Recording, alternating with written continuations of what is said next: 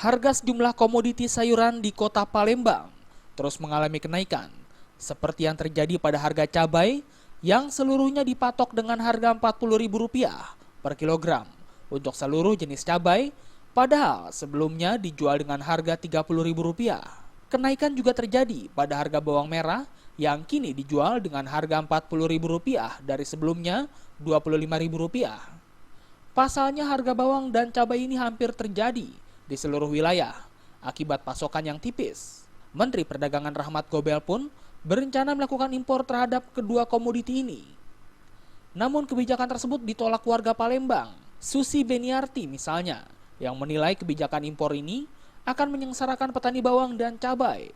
Sementara bagi pedagang sayur, Sutira, harga bawang dan cabai saat ini menggerus penghasilan. Namun kebijakan impor tersebut tak akan membantu penurunan harga.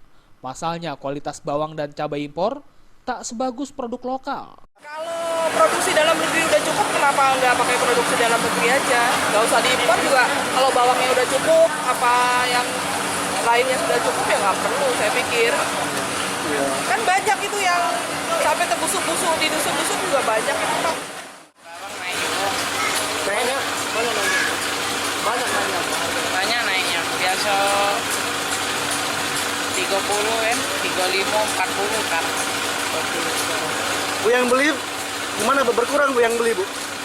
Iyalah, biasa Biasanya berapa? sekilo, setengah kilo. Biasa setengah kilo sekarang.